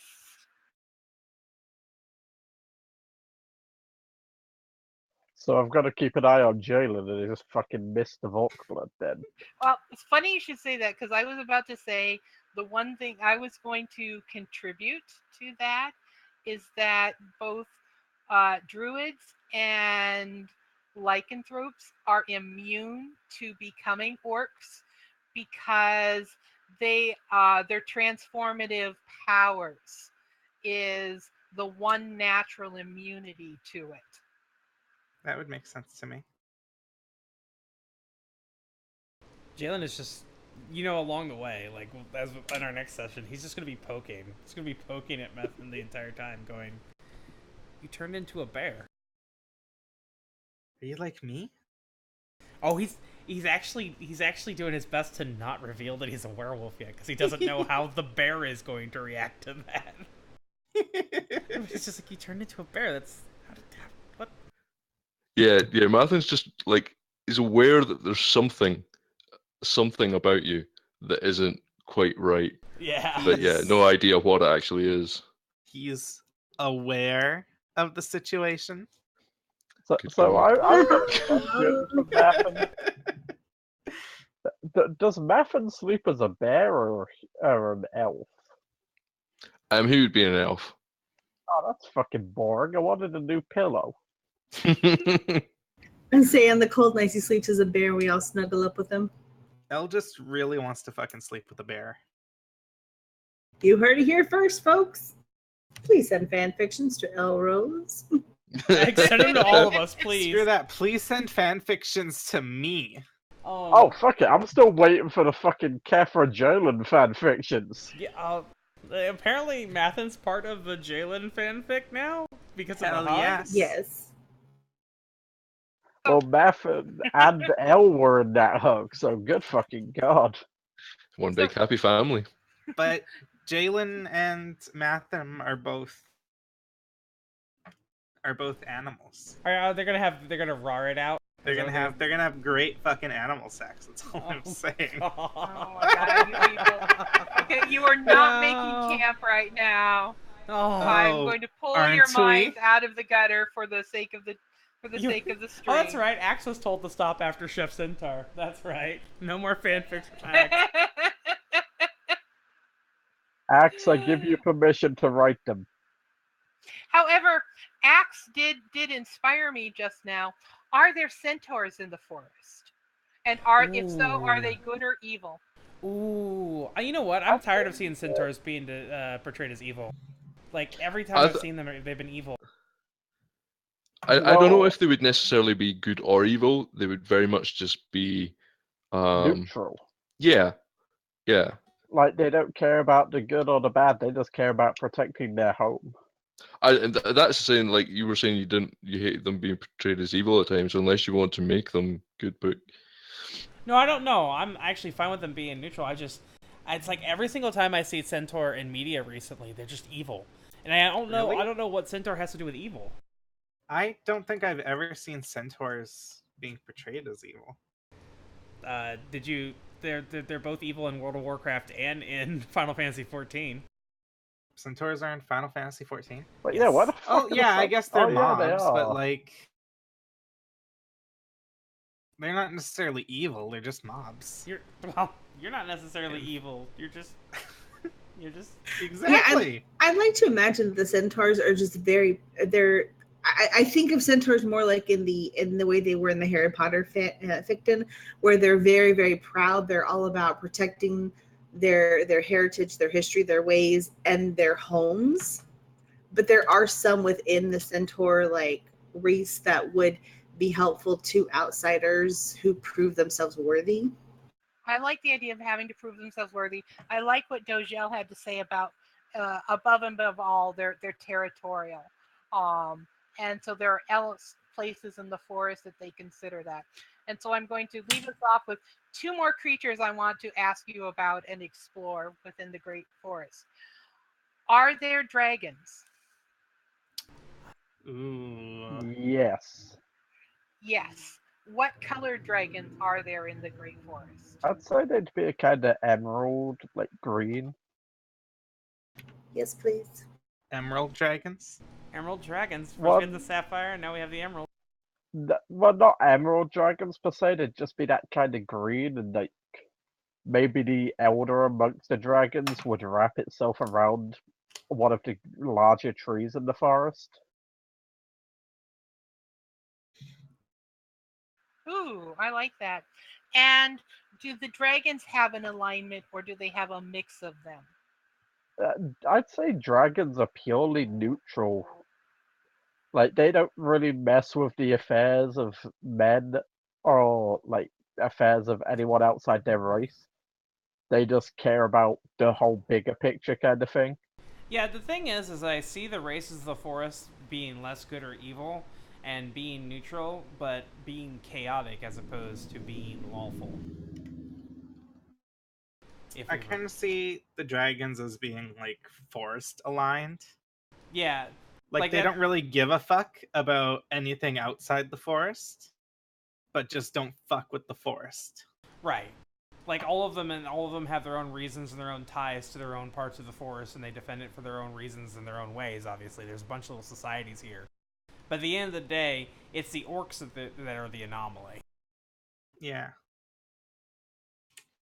Right. Actually, that is incredibly, incredibly helpful, you guys. And so the orcs are the anomaly. So where do the orcs come from? What is it about them that makes them so hostile to this forest?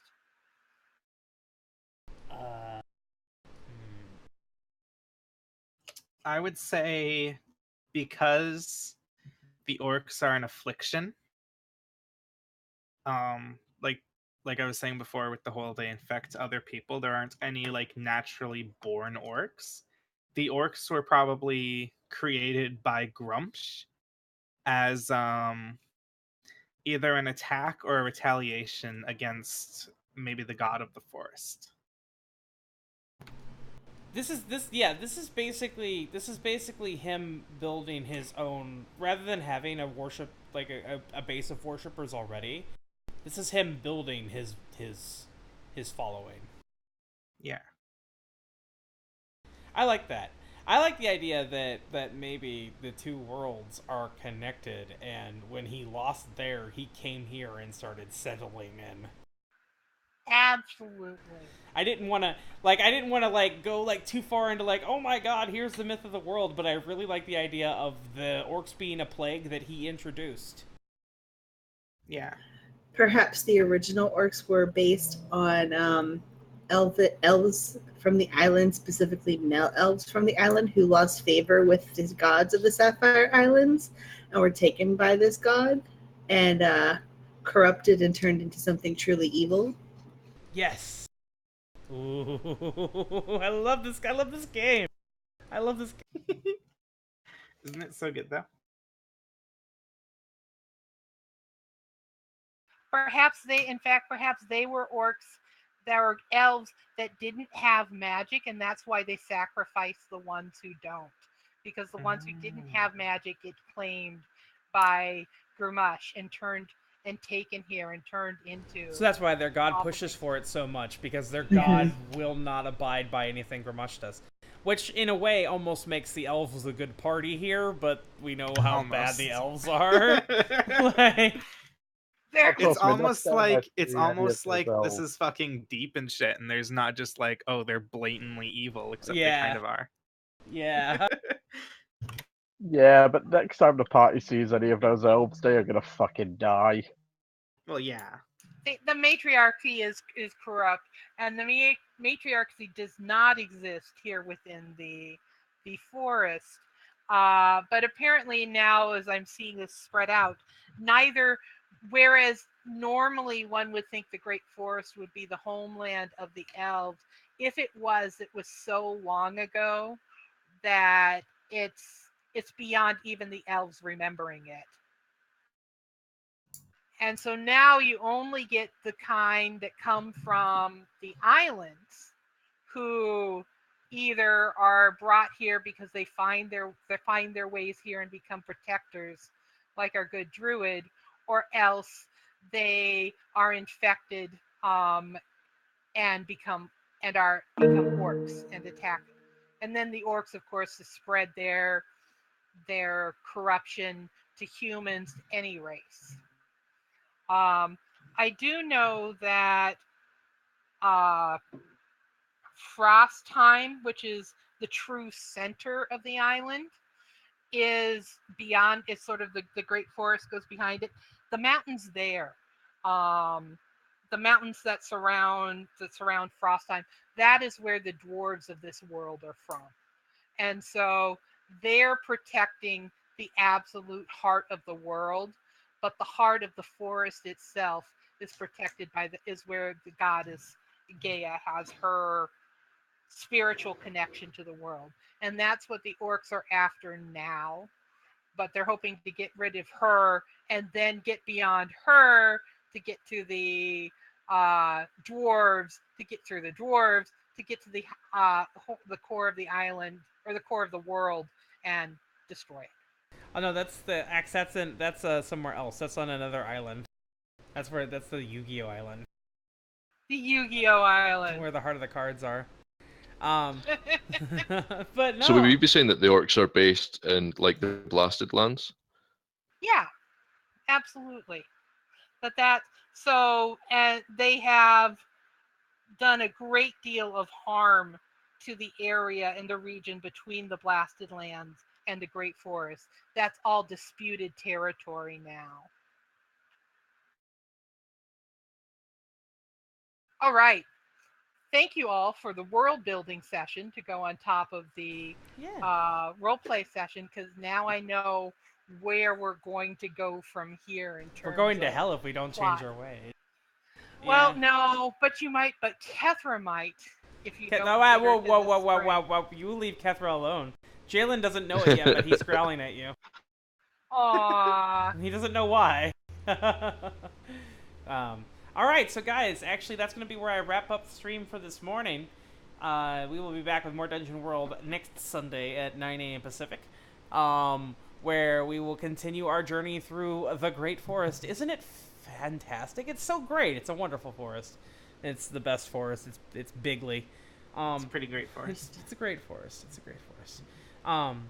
But I want to say thank you for hanging out today, and thank you for the fun during Final Fantasy XIV as well. I'll be back tomorrow morning, maybe at the usual time. Maybe some Final Fantasy XIV, maybe something else. Maybe I'll purchase and install Persona 5 overnight tonight. Who knows? We'll see. know you won't. I probably won't. Guys, I think Jaylin has rabies. He's growling at nothing. All right, so I'm gonna drop a host on somebody, but I will see you guys soon. We're gonna hop off and we're gonna do our XP and post session stuff. Maybe sometime we'll stream that, but for now we'll do that off stream. So you guys have a wonderful day, and until next time, stay beautiful and all that fun stuff. And bye. Have a great day, everybody. Bye.